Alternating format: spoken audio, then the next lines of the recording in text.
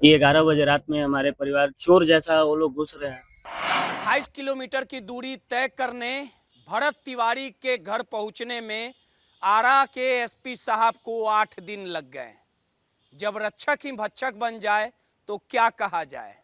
आरा शहर के बिलौटी गांव में जो हैवानियत का नंगा नाच हुआ, वर्दी के आड़ में जिस प्रकार से पुलिस वाले ने गुंडई दिखाई और एसपी साहब की नींद आखिरकार 8 दिनों के बाद खुली। जो आरा शहर का बिलौटी गांव 8 दिन से तड़प रहा था, दर्द का सितम झेल रहा था, एक परिवार पर कोहराम मच गया।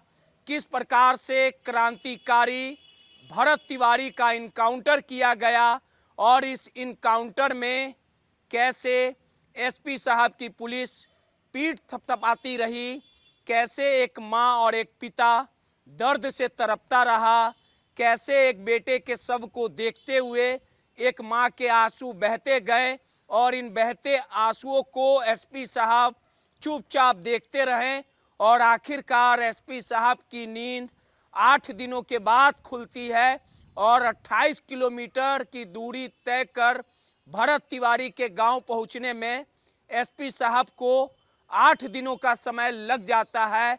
और एसपी साहब को आना ही था तो भरत तिवारी के घर दिन के उजाले में आते, चोरों की तरह आने की क्या जरूरत थी। रात के अंधेरे में बिना महिला पुलिसकर्मी के एसपी साहब भरत तिवारी के घर पहुंचते हैं और ये तमाम बातें भरत तिवारी का भाई सिसकते हुए चंदन तिवारी कैमरे पर कहता है। मां कहती है कि एसडीएम साहब के इशारे पे सब कुछ हुआ। आपको बता दें कि 17 जून का ये पूरा प्रकरण है और इस प्रकरण की कड़ियाँ कहीं ना कहीं अब खुलते जा रही है और इस कड़ियों के जो चेहरे हैं वो बेनकाब होते जा रहे हैं। आज समाज का हर तबका, पूरा शहर, पूरा बिहार और पूरा भारत अगर एक होके आवाज़ को बुलंद नहीं करता तो इन दरिंदे पुलिस वाले के चेहरे बेनकाब नहीं होते, एक माँ को इंसाफ नहीं मिलता और आखिरकार ये सोया हुआ सिस्टम जागता तक नहीं। कैसे सम्राट चौधरी की पुलिस का मन बढ़ गया, कैसे आत्मसमर्पण करने के बाद भी भरत तिवारी की कहा जा सकता है कि उसकी मां ने सीधे तौर पे हत्या की बात कही। आखिर क्या वजह रही कि आत्मसमर्पण करने के बाद वर्दी के आड़ में ये पुलिस वाले, ये गुंडे वाले किस प्रकार से भरत तिवारी का इनकाउंटर करते हैं और मौत की नींद सुला देते हैं। और ये सब कुछ होता है भोजपुर एसपी साहब के सामने। आपको भी पता है कि हम सामने इसी कारण कह रहे हैं क्योंकि जिस जिले का कप्तान होता है और उनकी पुलिस अगर कोई भी गलत काम करती है तो एसपी साहब पे भी उंगली उठना लाजमी है। और इसी कड़ी में आपको हम बारीकी और विस्तार से बताते हैं कि कल देर रात, आधी रात को चोर की तरह एसपी साहब भरत तिवारी के घर पहुंचते हैं और इस पूरे मामले में भरत तिवारी के भाई का गुस्सा फूटता है। मां सामने आती है, बयान देती है और कहा जा सकता है कि जब पूरा गांव सोया हुआ था तो आखिर एसपी साहब आके क्या करना चाह रहे थे, क्या कुछ बोलना चाह रहे थे। अगर उन्हें बात ही करनी थी तो घटना के एक दिन बाद आके एसपी साहब क्यों नहीं आए, क्यों नहीं इस परिवार के दर्द को साझा किया, क्यों नहीं इस परिवार के फरियाद को सुनने का काम किया।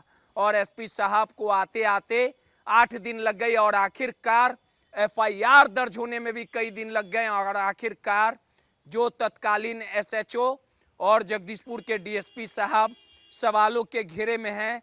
अब पूरा बिहार इस पूरे प्रकरण की जांच की मांग कर रहा है, दोषी पुलिसकर्मियों पर कार्रवाई की मांग कर रहा है और इस पूरे प्रकरण पे एसपी साहब से उनके माता पिता की क्या कुछ बात हुई वो सब कुछ सुनवा देते हैं। सब कुछ कान खोल के एसपी साहब भी सुन ले, पुलिसकर्मी जो दरिंदे हैं वो भी सुन ले कि उन्होंने क्या किया है, कैसे उनके सनक ने एक परिवार को उजाड़ने का काम किया, एक परिवार को तबाह करने का काम किया। जिस माता पिता ने अपने बच्चे को बड़े लाड़ और प्यार से पालने और पोसने का काम किया, पूरा बिलौटी गांव रो रहा है। किस प्रकार से बिलौटी गांव के सामने भरत तिवारी को मारा गया। पूरे गांव के लोग रोते हुए हर एक सच को बताया। हम खुद ग्राउंड जीरो पे गए थे, तमाम लोगों से बात की, तमाम वो सच आखिरकार लोगों के आंखों देखा हाल लोगों ने बताया। माता और जो पीड़ित भाई है उसने क्या कुछ कहा है, क्या कुछ एसपी साहब से बातचीत हुई है, पहले वो वीडियो और बयान आप सुन लीजिए। अगर कुछ है तो बता हम लोग सकते हैं। नहीं गए आपसे। हम सुनने आए हैं, हम अपनी बात को बताने नहीं आए। हम आपकी बात आपको बहुत ऐसा सोचना सर, हम आपसे मांग करते हैं जांच करके यहाँ पर कीजिए। बिल्कुल आप यहाँ पे आए बहुत मेरे लोग घर, ऐसा ठीक है, हुआ है, आपको अब नजर धोखा तक नहीं जाने होना दिया चाहिए। लोग। बहुत ऐसा बात है, आपको सर नहीं इतना समझ। कुछ नहीं बोले, हम लोग सच में सर कुछ नहीं बोलते, कुछ नहीं बोलते। उस टाइम कुछ नहीं बोलते। अब ठीक है, जो हुआ अब हम लोग का यही मांग है, जो भी कीजिए आप लोग सब जांच करके। हम विश्वास दिला रहे हैं। जो आप लोग का बयान जो है, जो भी है, सब बिंदु पे, एक बिंदु पे जो यहाँ कह रहे हैं पे कि गाड़ी ले किसी गया, भेजिएगा। कह रहे हैं कि गाड़ी गाड़ी मिला ले गया, थाना पे ले गया, इलाज पहले नहीं किया, पहले थाना पे ले गया, उस बिंदु पे भी हम जी। लोग बहुत चाहतन सर जी गाड़ी हमने एजावत या बिना नंबर के जी, इसमें नंबर प्लेट नहीं है, उस पे नंबर प्लेट नहीं है। कभी भी रात में आ रहा है, रुक रहा है, रात में मतलब नहीं, शाम में भी आता है, दोपहर दिन भर में नहीं आता। नहीं, ये नहीं समझ में आ रहा है कि थाने का कौन सा है। ब्लैक कलर का है, ब्लैक कलर का। समझदार लोग का हमारा विश्वास ना तो ठीक। एसपी साहब आए दिए तो कहने कि सीबीआई जांच हुई, हमने में से जांच बूझ करके जेकर गलती हुई ओकरा के सजाए दिया। एसपी साहब जौन बात दूर से कहनी है, दूर संतुष्ट बानी बात। हाँ पानी क्या कुछ एक हफ्ता बाद एसपी रुआ घरे अइले हैं, हाँ बीच में नहीं। ना बीच में नहीं लें। क्या लगता है इसे कितने आप संतुष्ट अब हैं? देखिए, अब इंसाफ मिलने के बाद ही ना बुझाई। अच्छा, सुरक्षा देने की बात कही, लेकिन हाँ। आप लोग बोले उनसे भी हमको डर है। हाँ तो डर बढ़ रही बा। क्या बोले सुरक्षा को लेकर, क्या हाँ बोले कहलन कि ना जांच बूझ के हम ऐसे करेंगे। फोर्स देने की भी बात कहे थे। हाँ जांच बूझ के काल से फोर्स। एहो के बात भइल है कि परिवार के ऊपर एफआईआर बा, हाँ, गाँव तो वाला के कुल ऊपर हट गई। FIR बा, हटावे खातिर सब हट गए। हमसे तो यही बात कर रहे थे कि मतलब इस जो भी बिंदु यहाँ उठता है कि मतलब पिस्टल फेंकने के बाद वो उनको क्यों मारा गया, गोली क्यों चलाई गई, बस वो यही बोले और चुप हो गए। और कुछ मतलब जांच होगी, जांच होगी। अभी कोई संतुष्ट नहीं है, इससे कोई संतुष्ट नहीं है। ये सब क्या है क्या नहीं है ये हमको पता नहीं है। हमको न्याय चाहिए किसी भी आप हाल लोग से। बोले कि हमें न्याय हाँ चाहिए। हमें न्याय चाहिए। क्या आश्वासन मिला उनके तरफ से? मिला है कि हाँ होगा, जांच होगा, एक एक बिंदु पे जांच होगा। देखते हैं, उनका भी देखते हैं। तो आपने साफ तौर पे सुना कि एसपी साहब की आखिरकार 8 दिनों के बाद नींद खुली। आरा पुलिस की जमकर किरकिरी हुई। उसके बाद एसपी साहब में वो फुर्ती आई और वो पीड़ित परिवार के बीच पहुंचे। और इस पूरे मामले में अब सम्राट चौधरी भी एक्शन में आ चुके हैं। न्यायिक जांच की टीम यानी जो न्यायाधीश विनोद कुमार सिन्हा है पूर्व, उनकी निगरानी में ये सब कुछ जांच होगा। पीड़ित परिवार पूर्व न्यायाधीश न्यायिक टीम के सामने अपने हर एक दर्द को बयां किया। लोग जानते भी हैं कि इंसाफ में भले ही देर हो अंधेर नहीं होता। विनोद कुमार सिन्हा जो पूर्व न्यायाधीश हैं उन पे लोगों की उम्मीद है, भरोसा है और लोग जानते हैं कि ये भरोसा वो टूटने नहीं देंगे।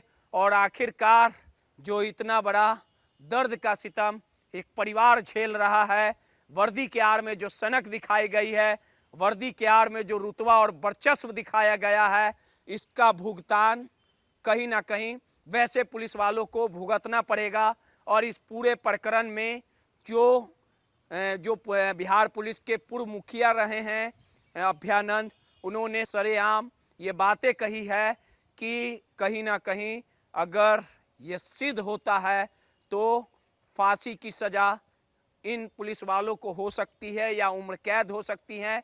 अभ्यानंद का एक लंबा पुलिसिंग का अनुभव रहा है, बिहार पुलिस के पूर्व डीजीपी रहे हैं, यानी इन दरिंदे पुलिस वालों का चाल और चरित्र और चेहरा सामने आ चुका है। समय का इंतजार है, वो भी दिन देखने को मिलेगा जब एक जो परिवार जिस तरह से बिलख रहा है और इस परिवार को बिलखने में जिन पुलिसकर्मी जो दोषी हैं उनके खिलाफ जो न्यायिक टीम है वो जरूर इंसाफ करेगी।